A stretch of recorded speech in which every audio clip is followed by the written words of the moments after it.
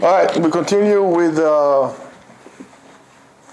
segment on the Turkish Jews of Izmir, or the Jews of Izmir. Just to remind you, this is not, I'm not claiming to have this historical course or anything like that, more just to arouse your interest on different communities that otherwise you would not hear about. Just a little bit hard for me to talk today because I have allergies and my tongue is swollen, so excuse my stuttering. So during this 18th and 19th century, the community of Izmir continued to flourish. The Jews went more to work in fields, to be involved with fields of production and trade. It was known for the wool industry, which they used to make out of goats was hair or wool, whatever you call this, carpets, silk. They used to make a lot of that. That's one of the reasons, by the way, why they were so connected with the communities in Tzfat, because in Tzfat they had a lot of workshops where they manufactured garments and carpets and silk, and it was brought into Izmir and then from there into Europe. As a result of that, the trade with Europe had really kicked in, and around 1774, many started to deal and trade, exporting mainly grain, all kind of different grains, figs, until today, figs, Turkish figs, oil, raisins and so on, carpets, different legumes, and all this, stuff that they used to send over there. As we mentioned before, a lot of people used to be able to speak so many languages, and because of that hub that Izmir was in international trade, they knew a lot of languages. Many of them became translators and traders or agents for European companies, trading companies, banks, and even different embassies and consulars in Izmir. The Jews took a big part in that, in those trades, in those jobs. Then they will flourish. It was good for the Jews. People who were quite known at the time was, for example, Moshe Soncino, or Soncino, depends how you spell it or pronounce it, if you're Italian or you're not Italian. He was, in 1718, he was in charge of all the taxation, or the import tax of Izmir. Another person his name was Moshe Arditi, very typical Turkish name. He was the treasurer for the governor of Izmir in 1812. In the 19th century, the Jews that really held positions in secular administration had really increased, including also the judicial establishment of the Turks, not the Jews, mainly because of the liberal reform in which the Ottoman Empire had put in place. It was called Tanzimat, and which kind of ended the unfair treatment of non-Turks in the Republic, and therefore it allowed the Jews to get those jobs and to be involved with those things, and as first-class citizens almost.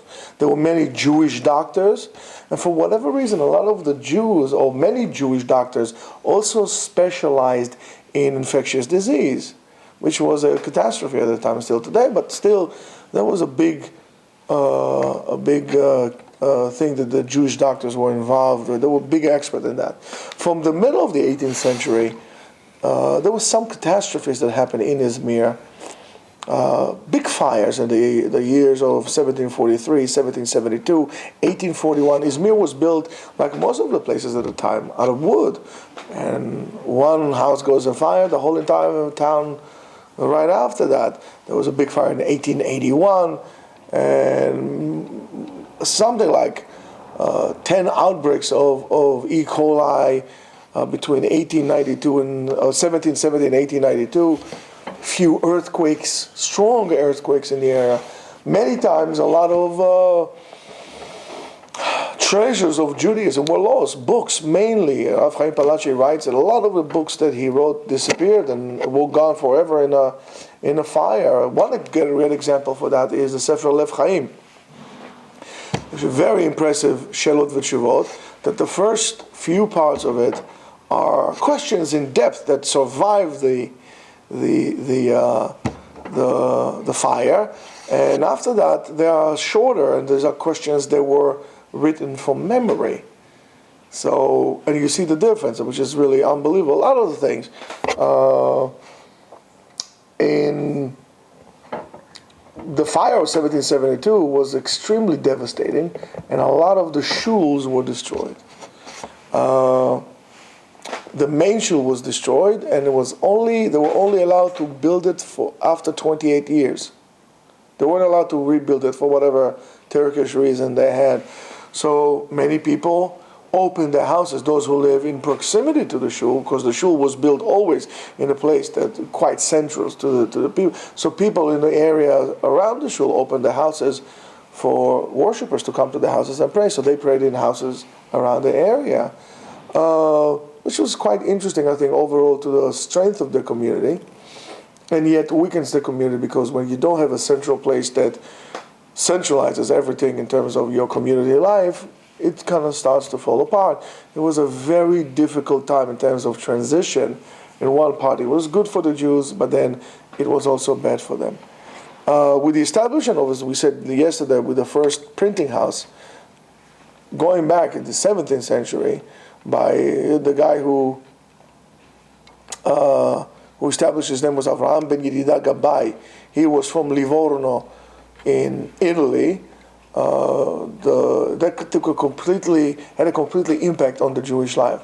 They had access to books. You have a printing house, you have an in-house printing house, and therefore the richness of the community had really, in terms of Jewish life and so on and so forth, it took a completely different turn and really flourished further. The first book that was published in Izmir was Sefer Rosh Yosef, which I have at home, by Rav Yosef Iskapa. It's a very chashuv book. Beats me why this book was not reprinted. I just don't know. Sefer Rosh Yosef. I forgot to bring your book. In addition to Jewish books and Hebrew books that were printed there as well, he also printed a second edition of Sefer Mikveh Israel of Arav Menashe ben Israel in Ladino, and also it was different. It was like an apologue of the noble nations of the Jews. Apología por la noble nación de los Judeos, de los Judíos. Judíos and Judeos also in Ladino, the J is pronounced as J, where in Spanish is a Ch. So Judeo is in Spanish, Judío is in Ladino. Judío is a Jew, Judeo is a Jew. And in the 18th century, Izmir became a big center for printing. You have to understand and appreciate. It's very hard for us to appreciate today in the internet era, but imagine a community with no access to internet. So Izmir at the time became a hub for that and became the third largest printing city location in the Ottoman Empire after Istanbul, Kushta, and Saloniki. Big houses. The prints from Saloniki weren't so good. The Saloniki print is notoriously broken. The print from Izmir that they use is actually more legible and readable. You have to get used to it. I guess many people are a little bit intimidated, but it's just a matter of getting your eyes used to read it, and then you pick it up right away. And it's interesting to see certain letters, let's say Aleph or Lamed, is always messed up, so it's the whole entire book. It's like, this is fun, it's interesting. Until the 20th century, there were more than 400 books printed there, mainly rabbinical printing, and many of them were written in Izmir, in a place that's called the Fus Ben Senior, that operated between 1913 to 1922, and he was really the last of the Magnificent 12. There were overall 12 printing houses, 4 main one and 8 smaller one, but that operate in Izmir, and that's an enormous number of books they're putting out. Among the books, since we're talking about books, it will be impossible to mention. When I start dwelling into it, I thought there will be a few, myself to my own ignorance. I thought there will be, because nobody ever told us that. There's something I have to say about the Turkish Jews, which is interesting, and I'm very upset at them. They have a tendency to blend in. They're not like movers and shakers in terms of like us. Let's say the Moroccan Jews came into Israel, big thing, and they pushed themselves and they cried, and the Black Panthers and this movement and so on and so forth, and the Turkish Jews were kind of, okay, po be'eretz chemda tavot, we're here in the country, Baruch Hashem. They never pushed themselves. They disappeared into Israeli society completely. Together with that, all the knowledge that was with the community. I never realized there were so many Turkish rabbis. There's so many Turkish rabbis in Izmir. I didn't know that. And once I started to keep track of that, I was astonished with the amount of books that they put out, and the magnitude of these books, and the magnitude of the rabbis. And it's not like 1 or 2. Talking about big guns. The Noda Yehuda writes about people like that, and some other people. They're tshuvot from all over the place for this Turkish rabbi, because they were known in their greatness. As we said before, we mentioned just few books. Sefer Ein Yosef from Arav Yosef ben Eliah Hassan, Izmir, 1675. Yad Aharon, Mehet Arav Aharon Al-Fandari, was put up in 1735. Arav Yitzchak ben Moshe Nunes Belamonte, which wrote a commentary on the Rambam, and it's called Sha'ar HaMelech, Saloniki, 1801. That's the first print. Arav Yitzchak Mayo, 1810, wrote also many books. One of them on the Rambam is called Shorshei Hayam, fundamental book on the Rambam. Don't know why it's not printed. Important book. I mean, how could we allow ourselves to neglect that? We are obligated to do so, and I just don't understand, why don't we do it?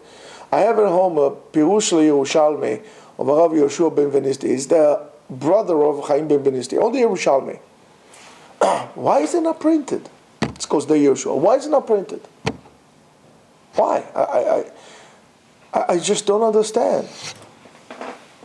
Arav Yitzchak de Mayo, also, we mentioned before, we said Arav Chaim Palachi, 1788 to 1868, was the chief rabbi of Izmir and all his areas. He wrote 68 books, Kiminyan Chaim. Then he added 4 books, because the word Chaim has 4 letters in it, so he wrote overall 72 different books. He was greatly influenced by the Chida. He wrote books on everything, from 2 Pirushim on Tehillim, to books on amulets and all kind of things like this, on the Torah, on Halacha, and on Gemara, on Even HaEzer. Books, for example, that any Beit Din had to have, Sefer Chaim v'Shalom, out of print. 2 Chalakim, out of print. Again, Rav Chaim Palachi's books, Baruch Hashem, has started to be printed now, almost completely, almost. He was the Chacham Bashi of Izmir, nominated by the Ottomans. That means, he was an official of the title Rishon LeZion, Chief Rabbi of Israel. It's really a derivative of Chacham Bashi of Israel. The Chacham Bashi, a great Chacham of Israel, is called Rishon LeZion. The reason why the Sephardic chief rabbis wear this robe, because that's what the Turkish rabbis used to wear. And it is customary until today that the robe that the chief rabbi, the Sephardic chief rabbi of Israel wear, is being donated and made by the Turkish community of Istanbul. Because it goes all the way back then. Later on, when the Zionists came, and then the Ashkenazim says, well, how come they have it? We want it also. So they made an Ashkenazi chief rabbi. The first one was Rav Kook, but really it was Chacham Bashi. I mean, that's where we get it from. So if you want to know how Turkish rabbis wore, that's how they dressed. Look at the Rishon Etzion. That's how they were dressed.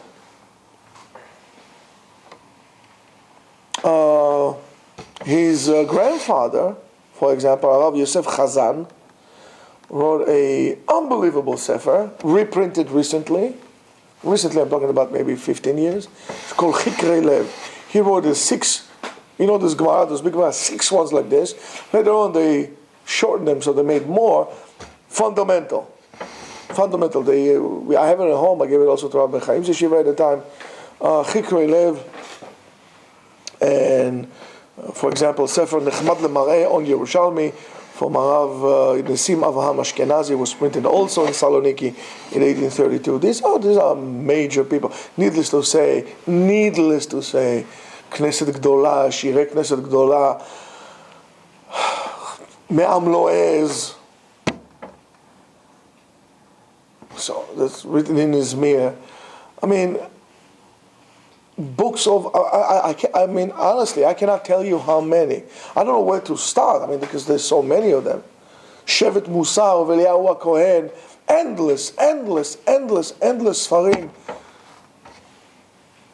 Many of those, the Izmir Rabbanim made Aliyah to Eretz Israel. For example, Arav Chaim Yaakov Abulafia, he died in 1744, he was born in Tiberias in Tiberia, became the Rav Rashi, the chief rabbi of Israel, because of Izmir, because of his connections with the Ottomans. He convinced the Ottoman establishment to re-allow Jews to settle down in Tiberias. So they said to him, you're going to get like 50 families, you'll be able to do so. He got it, and he was able to move 50 families from Izmir to Tiberias, and this is how it was re-engaged. Jewish settlement in Tiberias, the Chalutzim that came from Europe, Nachnu Chalutzim, that's very nice. But the Jews the Sephardic Jews had done it hundreds of years before that. Arav Chaim Modai, 1794, he was brought by Rav Natan Adler, the rabbi of the Chatam Sofer, to teach him. He was a big rabbi. He was born in Tzfat. He was also a Rav in Izmir. He wrote the Sefer Chaim Bayad. He was brought by Rav Natan Adler, the rabbi of the Chatam Sofer. He sat with him for 3 years to teach him the correct Sephardic pronunciation, since Rav Natan Adler held that this is the correct pronunciation, and this is as close as we can get to the source. He brought him for 3 years. He taught him how to speak and to pronounce like Sfaradi. After he did that, Rav Natan Adler did not allow anybody to pray in front of the Amud besides him, because that's the way you should pronounce. So, so on and so forth. Rav Yosef Chazan also. Rav Chaim Modai was the rabbi in Izmir from 1776 to 1793. And then later on he went back to Tzfat. Rav Yosef Chazan from 1741 to 1820, settled down in Hebron. And after that, in 1813, he settled down in Yerushalayim, and then he became the chief rabbi of Israel, Chacham Bashi of Eretz Israel, Rishon Etzion. All right, let's stop here. Good enough for today.